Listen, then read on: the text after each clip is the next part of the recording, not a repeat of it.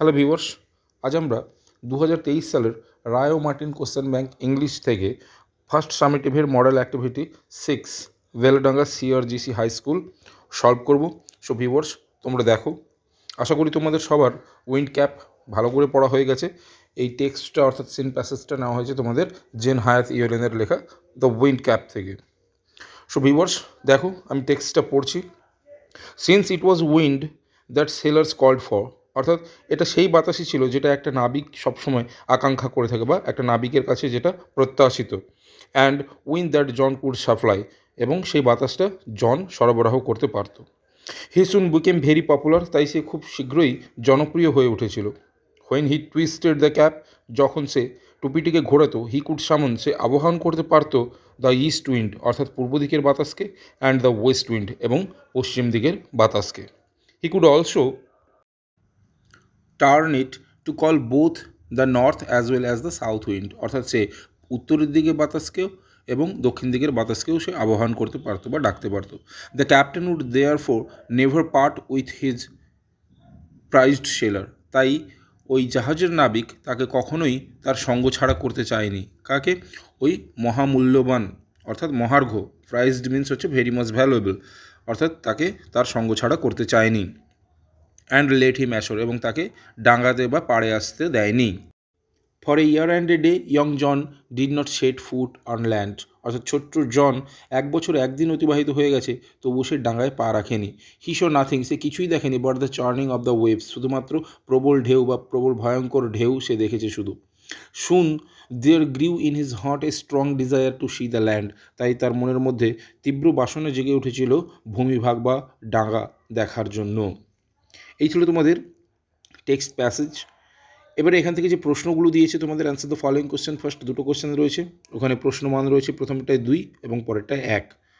So দেখো, তোমাদের প্রথম যে কোশ্চেনটা রয়েছে, what was the speciality of the cap, অর্থাৎ ওই টুপিটার বৈশিষ্ট্য কী ছিল। তাহলে উত্তরটা লিখবে, দেখো, the speciality of the cap was that it could summon the east wind and the west wind as well as the north wind and the south wind. Okay, অর্থাৎ টুপিটার বৈশিষ্ট্য ছিল এটা যে টুপিটা পূর্ব কিংবা পশ্চিমের বাতাসকে ডাকতে পারতো, এছাড়া উত্তর এবং দক্ষিণ দিকের বাতাসকেও একসঙ্গে ডাকতে পারতো বা আহ্বান করতে পারতো। পরের প্রশ্নতে চলে আসি। পরের প্রশ্নে দেখো, what was the desire that grew in John's heart, অর্থাৎ জনের হৃদয়ে কোন আকাঙ্ক্ষা জেগে উঠেছিল। তাহলে আমরা উত্তরটা এটা লিখতে পারি, John's heart grew a strong desire to see the land, অর্থাৎ জনের মনের মধ্যে তীব্র বাসনা হয়েছিল কি, ভূমিভাগ বা স্থলভাগ দেখার।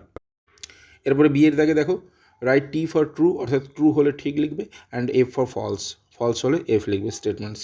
ঠিক আছে, এখানে তোমাদের সাপোর্টিং স্টেটমেন্ট চাইনি। ফার্স্ট কোশ্চেনটা দেখো, the captain permitted John go to ashore, অর্থাৎ ওই নাবিক জনকে অনুমতি দিয়েছিল পাড়ে বা ডাঙ্গায় যাওয়ার। তাহলে এই স্টেটমেন্টটা সম্পূর্ণ ফলস, তাহলে এফ লিখবে। সাপোর্টিং স্টেটমেন্ট এখান থেকে হবে, তোমরা একটু টেক্সট প্যাসেজটা দেখলেই বুঝতে পারবে, the captain would therefore never part with his prized sailor and let him ashore, এটা সাপোর্টিং স্টেটমেন্ট হলে হবে। ওকে, এরপরে 2i সেকেন্ড কোশ্চেনটা দেখো, John could see the churning of waves, এটা তোমাদের টেক্সটেই রয়েছে। জন শুধুমাত্র দেখেছিল প্রবল ঢেউ, অর্থাৎ মানে ভয়ঙ্কর ঢেউগুলো, চার্নিং ওয়েভস মানে মুভিং যেগুলো ভায়োলেন্টলি, অর্থাৎ প্রচণ্ড দোদুল্যমান ভয়ঙ্কর ঢেউ। ঠিক আছে, তাহলে এটা ট্রু হবে। তাহলে এর স্টেটমেন্ট, সাপোর্টিং স্টেটমেন্ট হবে কি, হি স নাথিং, এখানে হি স না লিখে লিখবে কি, John saw nothing but the churning of the waves, এটাই সাপোর্টিং স্টেটমেন্ট হবে। ওকে, এরপর চলে আসি গ্রামার পোর্শনে। গ্রামার পোর্শনে প্রথমে দিয়েছে দেখো, change the tense of the following sentences as directed, অর্থাৎ নিচের বাক্যগুলি নির্দেশ অনুযায়ী টেন্স চেঞ্জ করো। ফার্স্ট কোশ্চেনটা দেখো, একের দাগ, আই রাইট দ্য স্টোরি, এটাকে করতে বলেছি কিসে, প্রেজেন্ট পারফেক্ট টেন্সে। তাহলে আমি এটা কী লিখবো, প্রেজেন্ট পারফেক্ট টেন্সে হলে তাহলে আমরা জানি কি হ্যাভ বসবে বা হ্যাজ বসবে, এবং মূল ভার্বের থার্ড ফর্ম অর্থাৎ V3 আমরা ইউজ করবো। তাহলে আমরা এটাকে এরকমভাবে লিখতে পারি, I have been written the story.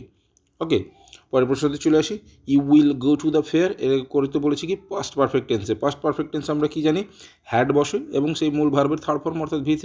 তাহলে হবে কি, ইউ হ্যাড গান, গো থেকে কি হয়ে যাবে, গান হয়ে যাবে, গো ওয়েন্ট গান, গান two the fair.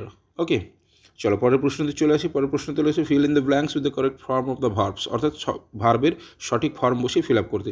He dash ভার্বটা হচ্ছে ওয়ার্ক, রুট ভার্বটা here for the last 2 years, অর্থাৎ গত শেষ 2 বছর ধরে, মানে শেষ 2 বছর ধরে ও এখানেই কাজ করছে, তার মানে এখনও কাজ করছে, স্টিল কন্টিনিউইং হিজ ওয়ার্ক, তাহলে হবে কি হ্যাজ বিন ওয়ার্কিং। ওকে, পরেরটা দেখো দুয়েরটা, দে ড্যাশ, ভার্বটা রয়েছে কি মিট, আস নেক্সট উইক, পরের সপ্তাহে দেখা করবে, তাহলে হবে কি উইল মিট। ওকে, এরপরেরটা দেখো, this book is not fat, I dash it by lunch time, root ভার্বটা দেওয়া রয়েছে ফিনিশ, তাহলে আমরা কি লিখব, লাঞ্চ টাইম শেষ করব।